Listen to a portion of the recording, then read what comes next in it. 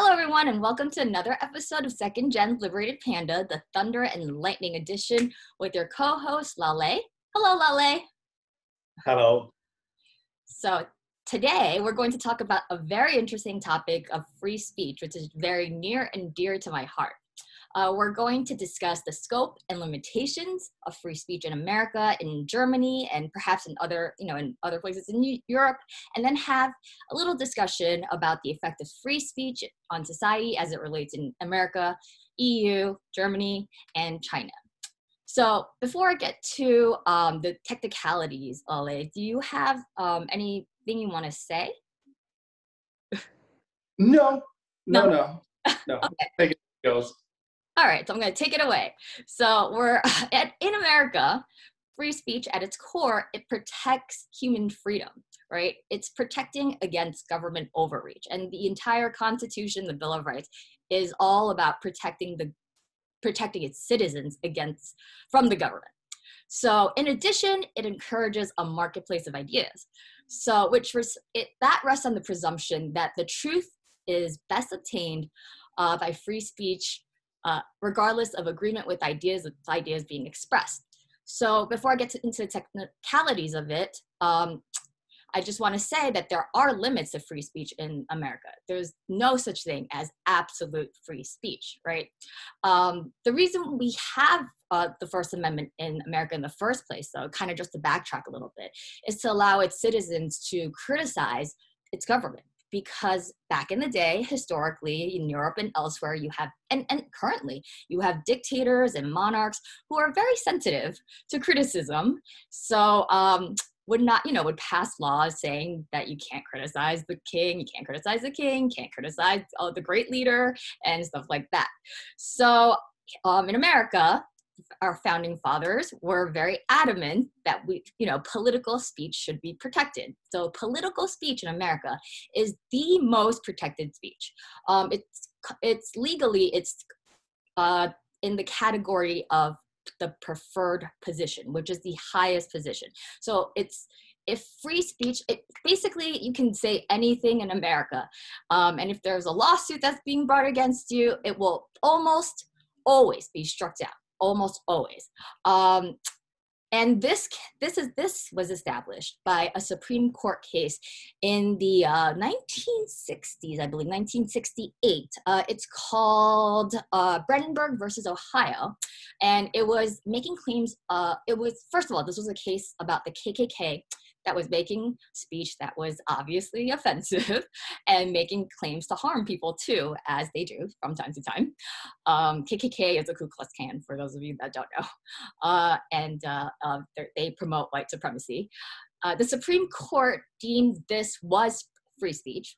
And even if you advocate for the use of force, unless what you're saying actually results in violence and like attack, violence, and people actually do get hurt, it's still protected as free speech.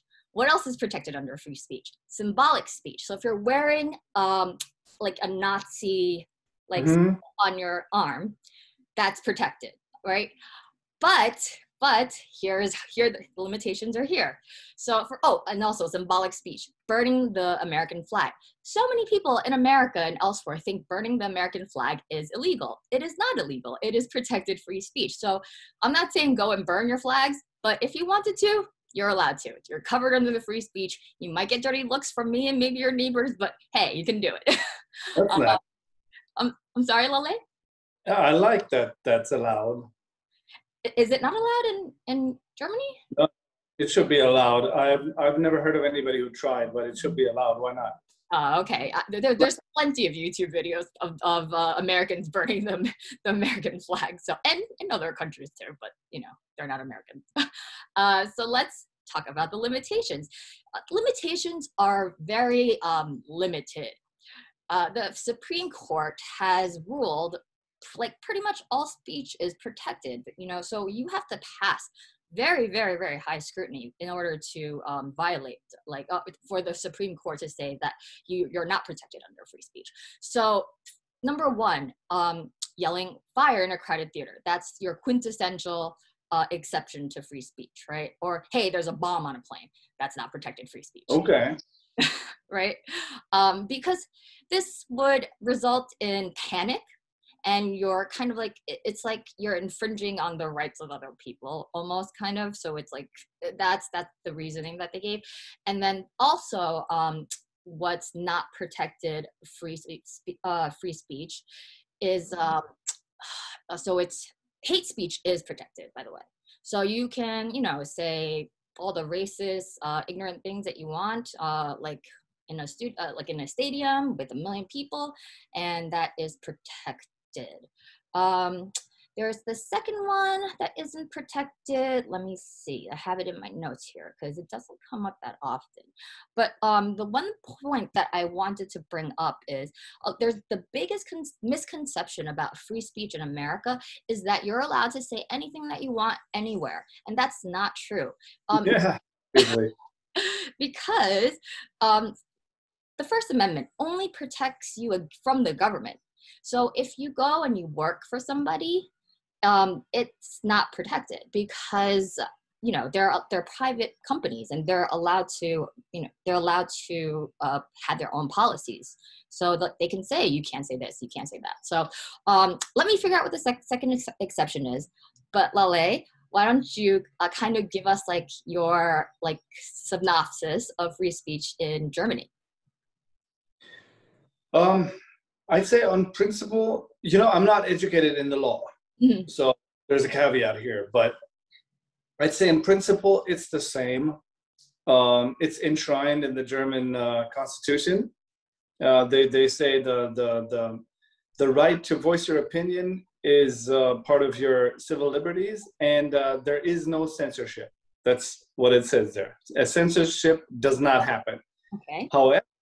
However, I think there are much more limitations as to what you can say, and they're pretty detailed in the law. And I think it comes from a different sort of historical experience where we are much closer to the devastations of communism and the devastations of Nazism than Americans are. You have your own things that are pretty screwed up, but these two isms, they were kind of, I think they're still pretty abstract to you. Right. And so when the new Germany came into being in the 1940s or late 40s and 50s, I think they were very, very alert of the fact what speech can do if you just allow it, to fester, and people prepare a ground for all kinds of very unhealthy things. And so under the supervision of the Allied forces, so the Americans, the British, I think the Dutch were involved, the French were involved, they actually made a new Germany where they said, well, Nazism is not part of your free speech. You can't say the Holocaust didn't happen. It's illegal.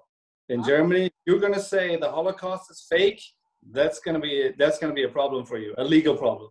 Interesting. You can't even doubt the numbers, like categorically. Like if the officially adopted number is 6 million, if you're gonna say it was 600, you're gonna have a problem.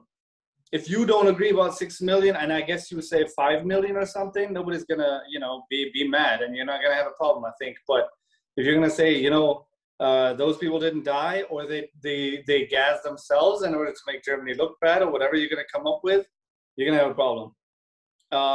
So you can't do that. You can't have Nazi insignia. Wow. There are like a swastika, illegal. If I were to get a tattoo, I could do that in private. I could get my buddy to make me a nice swastika tattoo, or I don't know, like Charles Manson on my forehead. But then once I go out in public, I would have to cover the tattoo, because it's not illegal to have an opinion of being. There's a difference between you having the opinion the Holocaust didn't happen and just talking about it in your home. The police is not going to go into your home and be like, what are you saying at the dinner table? But you going outside and making that opinion, making it heard to the public, that's going to be a different thing. So Nazis, when they march in Germany, most of the times they're going to be pretty careful about covering their tattoos, if they actually have Nazi tattoos. But often they just go by crypto. Like they will not have a swastika, not have the SS runes, but they will have something that maybe is Nordic, you know, or they like numbers. They like 88. They like 18. And that's Nazi code. Okay. Interesting. Yeah. Wow. So the good thing about that is you have people like Marjorie Taylor Greene over here in America who says the Holocaust didn't happen. And a lot of people in America are starting to believe that, you know, especially as we get further away. I'm sorry, go ahead. She actually said that. Yeah. Well, okay. Well, yeah, well, she apologized for it. So later, because she was going to get thrown off all these House committees and they were thinking about even throwing her out of the House. But, you know, yeah, she said that. And a lot of people in America truly believe that now. So it gives me great comfort that at least like some humans in the world are obligated to remember this. I don't know. I mean, it's kind of, I'm very torn, I gotta say. I answered your little poll that you had on Twitter. And you were asking, do you want to have free speech like in States, like in Europe, or like in China? And I was like, I like Europe. But then I thought about it, and I'm not so sure. Not so sure if I want the government to not be able to withstand the ignorance and the stupidity and the hatefulness of a group. And to say we have to, like, for example, in my hometown, Bad Nendorf, in the north of Germany, we have one of the biggest Nazi marches in Germany. So, like, small town, nothing going on. It's very, very boring.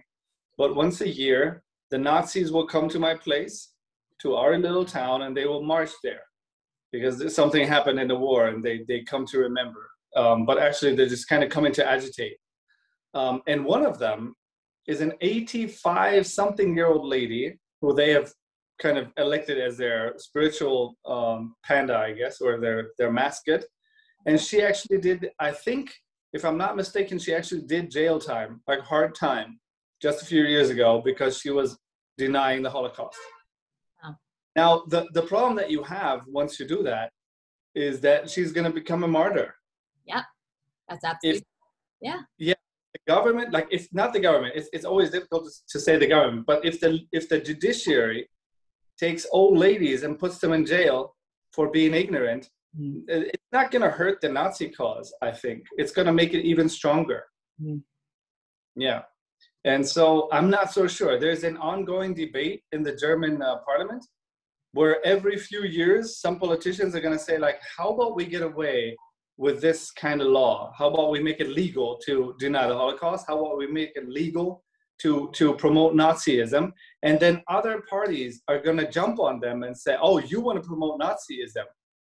Because it's very easy. You know, it's like an own goal. Once you go out there and you're like, hey, let's make it legal to talk about Nazism, then we're like, okay, you're a Nazi. But really, that's not what they are. Right. A lot of them are actually, they come from the law.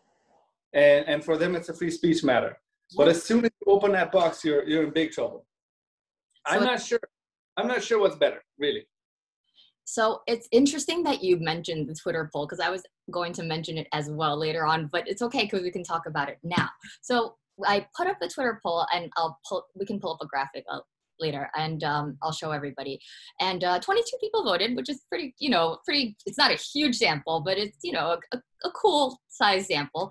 And I was shocked at the results.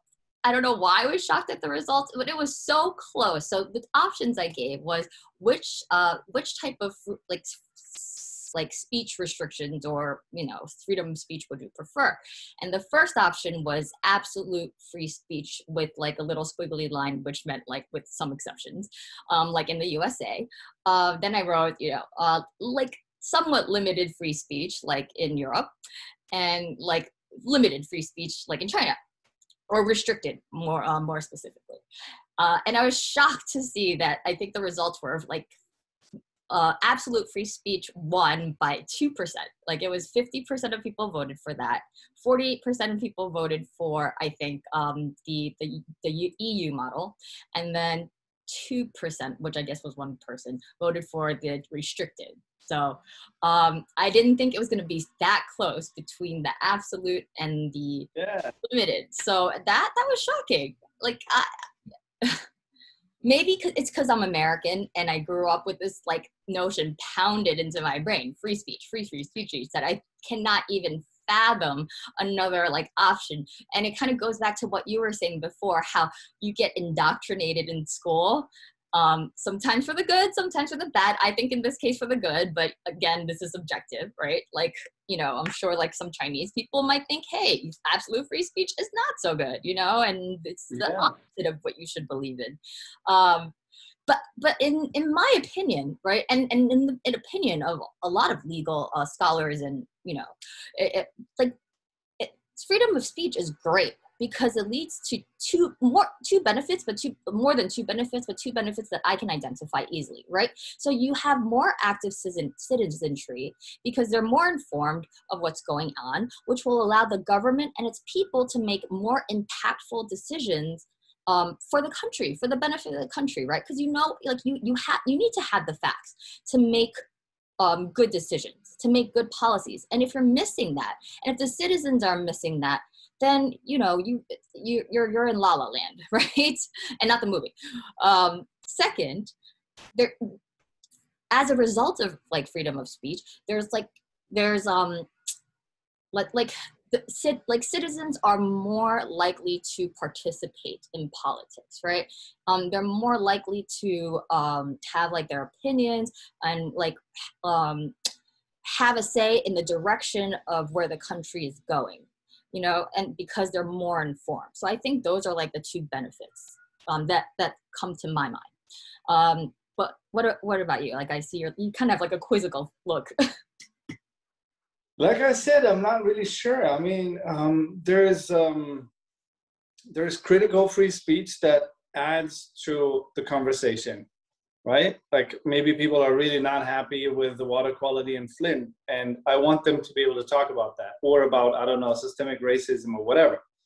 But I don't really see the value of calling for the extermination of subgroups of society, if that's going to be also free speech, you know? One thing I think that a lot of Germans were very, very sensitive about when Trump came to power was how he was talking about immigrants, what kind of language he was using, and what kind of language the kind of allied media were using, where it was about waves of people and infestations. Because this is exactly the language that Nazis had been using, or like we had been using in Nazi Germany, to dehumanize Jews. Like we still have the documents, and they made movies for the movie theaters where they would have maps of Europe and Asia and say, okay, look, this is the way that pests travel. Like this is the way that rats travel. This is the way that other vermin they travel, and here's the way Jews travel, and they would have perfect overlap. And you know, you just get indoctrinated with that stuff for a long time, and at some point you're like, well, you know, they're a pest. They might be human, kind of, yeah, sure, but also they're a pest. And I don't know how this kind of language, I don't know how you would police it. Like I said, like you run the risk of like policing stuff that shouldn't be policed. You run the risk of making people into martyrs for their ignorant and stupid and hateful comments. But also, I think the last, let's say, 3 decades have shown that in America, a lot of things they have become more polarized. Let's say the consensus on what is true and what is acceptable has largely eroded. And so it's not like we're looking at you and we're thinking, well, that's a success story. That's what we need. No. But it's not like we are the success story either. And it's sure as hell not China. Yeah, absolutely. There isn't any. There isn't a success story for the time of the internet and social media. It just isn't there yet. You can be the States. I remember Reagan did away with the fairness doctrine in the media. Correct? Yeah. And so the media can just go all partisan all they want for. Yes. You're absolutely right. And that completely just destroyed the concept of neutral reporting, fact-based reporting news. Yes, but wouldn't it be an argument in favor of free speech and saying, we don't want a fairness doctrine, we just want to be partisan? That's free speech. I think that's exactly how they argue. And how would you argue against that if you're for free speech categorically? You can't. You can't. Cannot. You can't. But here's my thing though, right? Like when you're talking about like newspapers, let's just say, right? Like newspapers like New York Times, or the newspapers that I respect, that maybe people on the right don't respect, but I still respect it at least. Sure. Right. Because they're a private company and they have a reputation, they want to have the reputation that we are, you can come to us. So many logos of like news organizations, like news you can trust. I mean, some news, they say that and you can't trust them. But I just feel like, at least for some newspapers, the incentive to tell the truth, as part of their business model to sell newspaper over and commercial interest, because for it's capitalism, exceeds the the worries that you're thinking about. That's just my thoughts anyway about it. Well, coming back to the fairness doctrine, until Reagan, you had a thing that was actively impacting the free speech of these, let's call them newspapers or magazines or TV stations. If I'm not mistaken, it pertained to all of them, no? Mm-hmm. Yeah. Or was it TV media? Let's say it's only TV media. You're telling them, if you have a person from this side on, you also need to present this side. Yeah. That was a fair doctrine. Yeah. That runs counter to free speech, because maybe I want to be Alex Jones. Yeah. And I just want to be 100% super partisan. So until then, free speech was being hindered by the fairness doctrine with something in mind, saying like, we need a little bit of a balance. And then free speech triumphed, but look what you got now. Right. So I don't know, really. I think looking at the historical evidence that I can see, it's not like I really understand it, but I think getting rid of the fairness doctrine probably did a lot of harm. Yes. So I agree with you. So many people in this country, and it seems like in other countries as well, from what you're saying, have been so critical about getting rid of this doctrine because now we don't have objective reporting anymore, right? Like we don't know the facts anymore. And you're right, in this area, in this time of the internet, of social media, this information is everywhere. So like, I don't think the founding fathers ever contemplated the idea of social media where you have anti-vaxxers, people talking about Jewish space lasers, people talking about all these QAnon, all these crazy things, to let it fester and to let it grow like a virus or something like that. Like, I don't think that was ever contemplated. So I agree with you that this is a problem, but I feel like it can be fixed by the law, but I don't have the intelligence to craft the language that will make the type of speech that we want allowed and the type that we don't want not allowed. Like, it's so nuanced, right? It's like, it when you see it, but hard to articulate. It is. I think every society is trying to kind of manage this new thing, social media, the internet, and the new and impacted media. It's like the media, they had a very comfortable position until like the 1990s. Yeah. Because when you talk to German old journalists, they still work on the same contracts that they got in the 80s, and they were getting all this money, expenses. Like, there's a plane crash in Bolivia, here, first class tickets for you and your assistant and a photographer, a 5-star hotel, everything, and just come back with something. It doesn't really matter with what, because it's going to be first-hand information anyway. But then later with social media, you're not going to be the first anyway, whatever you do. So like the whole business model crumbled, And I think now different societies are trying to pick up the pieces and find out what they can do with it. Germany went more in the direction that we have been going before, with saying, okay, like, what is hate speech? Like, do we want to allow people to, let's say, talk about exterminating Israel or Jews or other groups? You know, with Germany, it's always going to be the example of Jews, obviously, because that's our historical trauma and their historical trauma.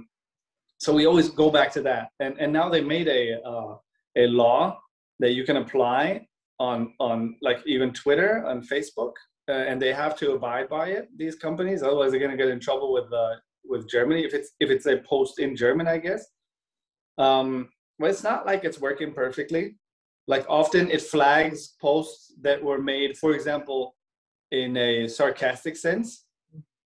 Like, I remember a German comedian, she made a post saying, we have some terrible tradition for New Year's, Germans, some terrible thing that we do, like really tacky and cheesy. And she said, well, if the refugees are going to come here and destroy our culture, welcome, but destroy this thing too. And she didn't really mean that refugees are going to destroy our culture. It was more like a joke on people that might think that way, and also a joke on us thinking our culture is so superior that it shouldn't be impacted, because obviously our culture has a lot of shitty parts in it. You know, for example, this New Year tradition. But that post was flagged and taken down as hate speech, because she was like, if you just read it on the face of it, she was saying refugees destroy our culture. Mm. So really, I mean, I don't have a good solution there. Yeah. Really. So yeah, so similar to what happened to your friend, like, I did a video with, you know, every Wednesday I do a live show with my co-host Jason, and we talk about like current political news and stuff like that, usually related to US and China. And one of our episodes was talking about what is QAnon, because that at that time, like, people didn't know, and we wanted to give them the information. YouTube took it down. And it was purely informational. We weren't advocating for it. If they even just looked at, you know, the transcript, they could see that it was purely just us telling people what QAnon was, and that, you know, we don't believe in it, but other people do, and it was taken down.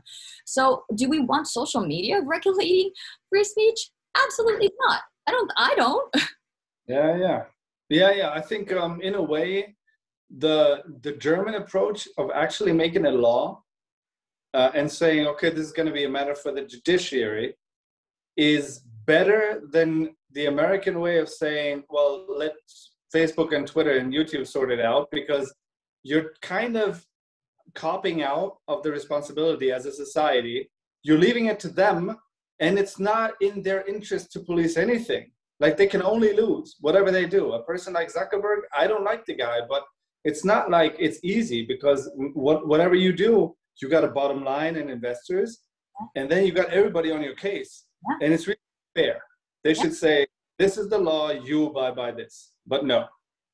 Yes, and I don't know what's going on over there. I don't know if it's because, you know, Silicon Valley has like such large amounts of money being lobbied into Washington, that, like, because I am baffled that the social media industry has not been regulated, whereas like television in America is heavily regulated. So why not apply the same regulations that we use on TV as we do for YouTube and other social media? Because let me give you an example.